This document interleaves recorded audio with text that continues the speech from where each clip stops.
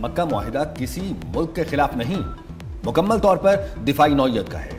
نائب وزیر اعظم اسحاق ڈار کی وضاحت، کہا مکہ معاہدہ ان ممالک کے درمیان پہلے سے موجود کسی بھی معاہدے کو ختم نہیں کرتا۔ مکہ معاہدہ خطے کے دیگر ممالک کے لیے بھی کھلا ہے۔ معاہدہ پاکستان کی خارجہ پالیسی کے بنیادی اصولوں سے ہم آہنگ ہے۔ پاکستان خطے کے تمام برادر ممالک سے قریبی تعاون جاری رکھنے کا خواہاں ہے۔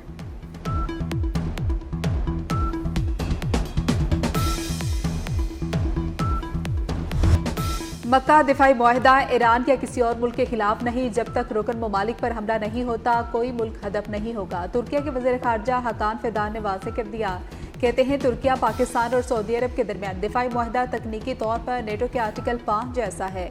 دفاعی معاہدے کے تحت وزراء خارجہ کی ایک کمیٹی اور جنرل سیکریٹریٹ بھی قائم کیا جائے گا۔ معاہدے میں مصر کی شمولیت کا امکان ہے۔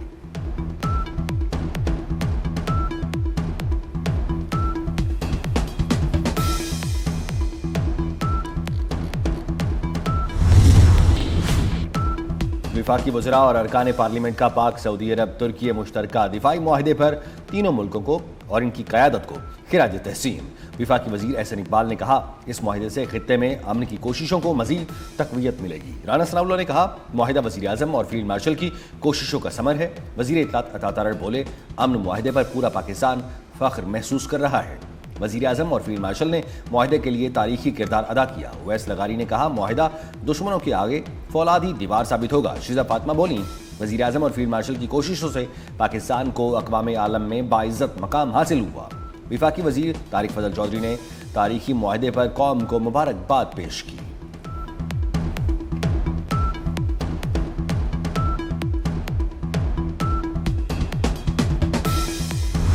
وفاقی وزیر رانا تنویر حسین نے مکہ مشترکہ دفاعی معاہدے کو اسلامی دنیا اور خطے میں امن کے لیے بڑی پیش رفت قرار دے دیا۔ کہا کہ جن ممالک کو دفاع کے لیے دوسروں کی طرف دیکھنا پڑتا تھا وہ اب خود دفاع کی صلاحیت حاصل کر سکیں گے۔ رانا تنویر نے کہا کہ پاکستان ایٹمی قوت ہے اور اس کے پاس بہترین افواج موجود ہے۔ مکہ مکرمہ مسلمانوں کا اہم ترین مرکز ہے۔ آنے والے دنوں میں پاکستان کے مزید کئی اسلامی ممالک کے ساتھ معاہدے ہونے جا رہے ہیں۔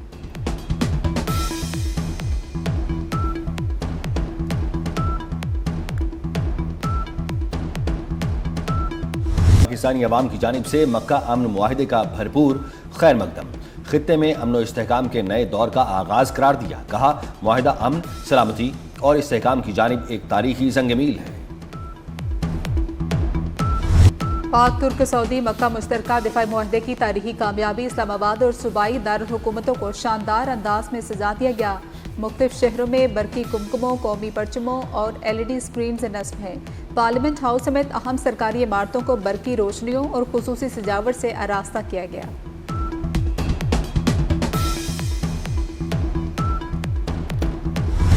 بلوچستان میں سیکیورٹی فورسز کی کامیاب کارروائیاں، 15 خوارج جہنم واصل۔ انٹیلیجنس بیسڈ کارروائیاں آپریشن رد الفتنہ 3 کے تحت مستونگ، بولان، واشک، اواران، سبی، خزدار، ہرنائی اور نوشکی میں کی گئی۔ خوارج کے قبضے سے بڑی تعداد میں اسلحہ اور گولہ بارود برآمد۔ مؤثر کارروائیوں سے خوارج کے نیٹ ورک کو شدید نقصان پہنچا۔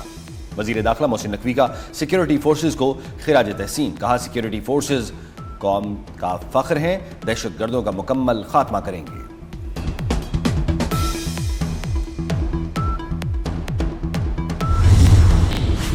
چیئرمین پاکستان پیپلز پارٹی بلاول بھٹو زرداری سے چیئرمین سینٹ یوسف رضا گیلانی کی ملاقات۔ ملکی سیاسی صورتحال اور پارلیمانی امور پر تبادلہ خیال۔ دونوں رہنماؤں کی موجودہ سیاسی حالات اور باہمی دلچسپی کے دیگر اہم معاملات پر بھی گفتگو۔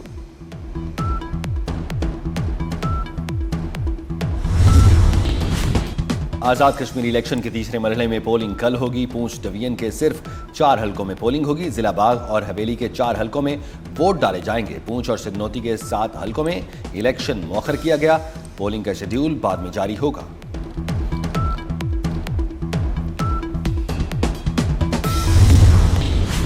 ایران نے آبِ ہرمز مکمل طور پر کھولنے کے لیے امریکہ کو 6 شرائط پیش کر دی۔ امریکہ نے رویہ درست نہ کیا تو آبِ ہرمز دوبارہ نہیں کھولی جائے گی۔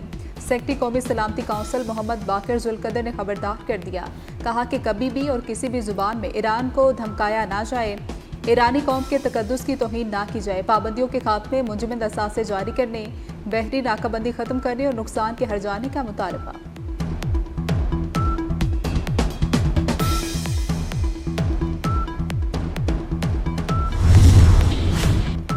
معاہدے پر پہنچنے کے لیے موجودہ صورتحال بہترین وقت ہے۔ ایرانی صدر مسعود پزشکیان کی پریس کانفرنس، کہا مذاکرات اور سفارتکاری نے امریکہ کو ایران کے ساتھ مفاہمت اختیار کرنے پر مجبور کیا۔ امریکہ کو ایران اور عمان کے تیار گائیڈ لائنز پر عمل کرنا چاہیے تھا۔ امریکہ اور اسرائیل جانتے ہیں کہ صرف جنگ سے ایرانیوں کو حکم ماننے پر مجبور نہیں کیا جا سکتا۔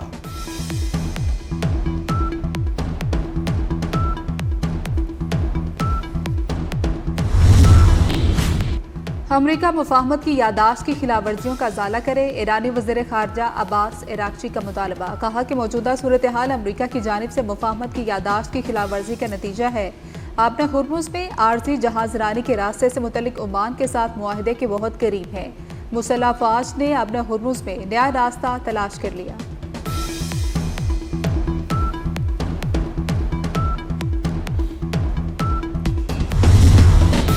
امریکہ نے ایران کے جوہری پروگرام کو تباہ کر دیا۔ امریکی نائب صدر جے ڈی وینس کا دعویٰ۔ کہا امریکہ نے ایران کی روایتی عسکری صلاحیت کو بھی شدید نقصان پہنچایا۔ ایران نے آبنہ ہرمز میں ٹول ٹیکس نہ لینے کی یقین دہانی کرائی ہے۔ امریکی حکومت مشرق وسطی میں تیل اور گیس کی پیداوار بڑھانے کی کوشش کر رہی ہے۔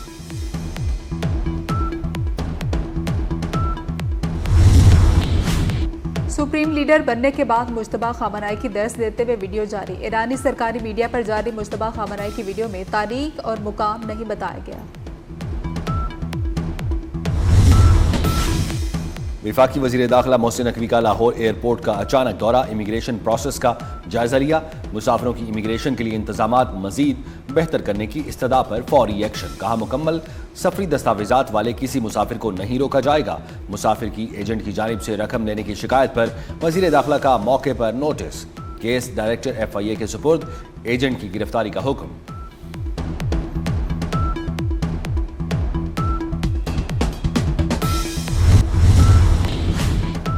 طاقتور سمندری طوفان ٹائفون ڈولفن چین کے صوبہ ژینگ جیانگ سے ٹکرا گیا۔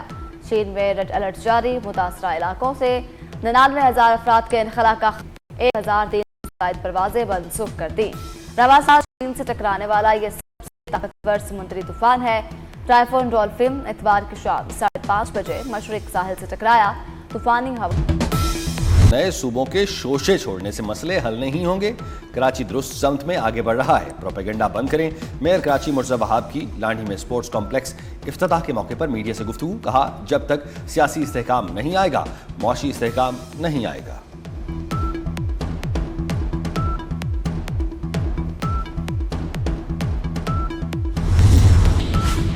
IG آزاد کشمیر لیاقت علی ملک نے کالعدم ایکشن کمیٹی کے ناپاک عزائم کا پردہ چاک کر دیا۔ کہا کہ کالعدم تنظیم کے کارندوں نے عاقب شہید کی لاش وصول کرنے کے لیے موجود اہل خانہ کو اغوا کیا۔ کالعدم تنظیم کی حقیقت عاقب شہید کے والد سے پوچھیں۔ شرپسند ٹولے نے شہید کے اہل خانہ کو برہنہ کر کے تشدد کا نشانہ بنایا، ویڈیوز بھی بنائی۔ عاقب شہید نے ایمبولینس میں جام شہادت نوش کیا اور کالعدم کمیٹی نے شہید کی لاش کو 4 دن تک روکے رکھا۔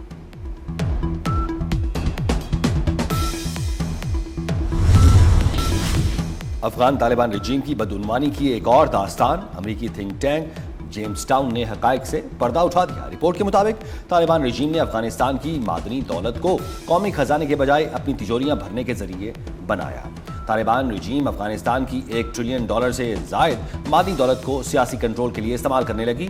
افغان طالبان رجیم کا معدنی ذخائر کے حصول کے لیے طاقت اور جبر کا بھی استعمال، مقامی آبادیاں بے دخل۔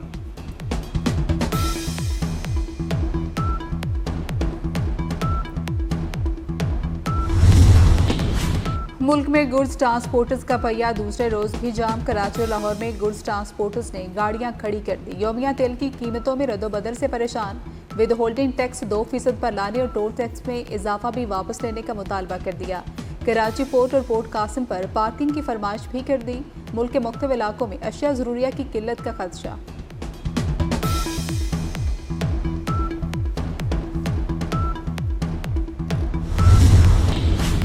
مونسون کا 5واں سپیل، لاہور سمیت پنجاب کے مختلف شہروں میں وقفے سے بارش۔ لاہور میں سب سے زیادہ 114 ملی میٹر بارش ریکارڈ۔ اسلام آباد میں مطلع جزوی ابرآلود بارش کی پیش گوئی۔ شہر قائد میں سورج اور بادلوں کی آنکھ مچولی۔ بلوچستان، بالائی خیبر پختونخوا، گلگت بلتستان اور آزاد کشمیر کے چند مقامات پر بارش کی پیش گوئی۔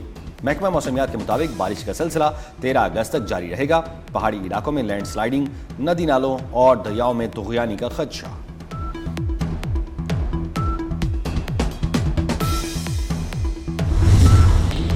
کینیڈا کے صوبے برٹش کولمبیا میں جنگلات کی آگ بے قابو ہو گئی. حبس کے باعث ہزاروں افراد کو محفوظ مقامات پر منتقل ہونے کی ہدایت کر دی گئی.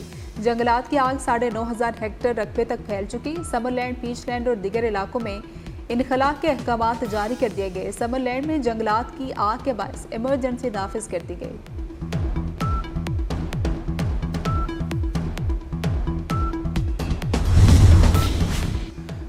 کولوراڈو میں ڈیموکریٹک سوشلسٹ امیدوار پرائمری الیکشن میں بھاری اکثریت سے کامیاب. ایتھوپین نژاد میلاد کیروش نے 15ویں بار منتخب رکن کانگریس ڈیانا ڈگیٹ کو شکست دی. میلاد کیروش نے ڈیموکریٹک پرائمری میں 13 پوائنٹس کی واضح برتری سے کامیابی حاصل کی. امریکی صدر نے ڈیموکریٹک سوشلسٹ کو امریکی نظام کے لیے بڑا خطرہ قرار دے دیا.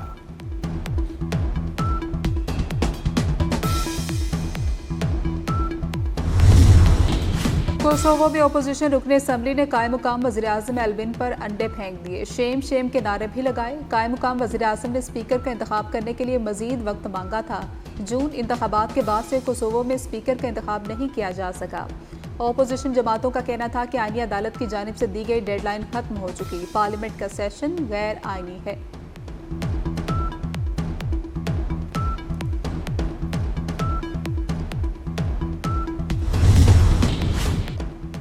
شاہینوں کے انگلینڈ میں ڈیرے. پاکستانی ٹیم کا پہلا ٹریننگ سیشن کل ہوگا. پاکستان اور سلیکٹ 11 کے درمیان 4 روزہ پریکٹس میچ 12 سے 15 اگست تک کھیلا جائے گا. پاکستان اور انگلینڈ کے درمیان 3 ٹیسٹ میچز کی سیریز کھیلی جائے گی.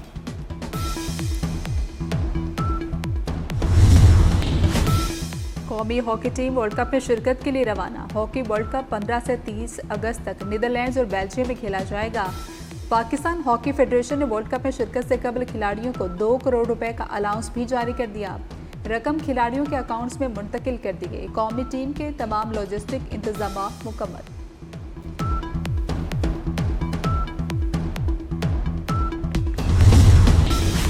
پاکستان سمیت دنیا بھر میں کتابوں سے محبت کا دن منایا جا رہا ہے. اس دن کا مقصد لوگوں کو مطالعے کی طرف راغب کرنا اور کتابوں سے اپنی محبت کا اظہار کرنا ہے.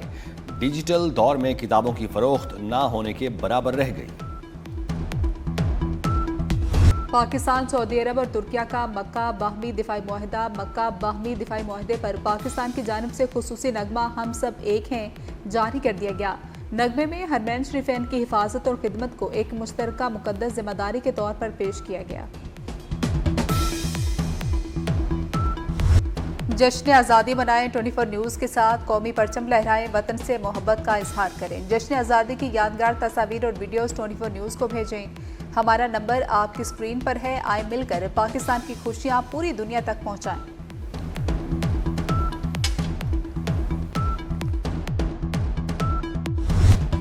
اور یوم آزادی کی مناسبت سے ISPR کا بلوچی زبان میں نغمہ اے پاک وطن ریلیز. بلوچ گلوکار اختر چنال نے اپنے مخصوص انداز اور جوشیلے بول کے ذریعے پاک سرزمین سے والہانہ عشق کا اظہار کیا.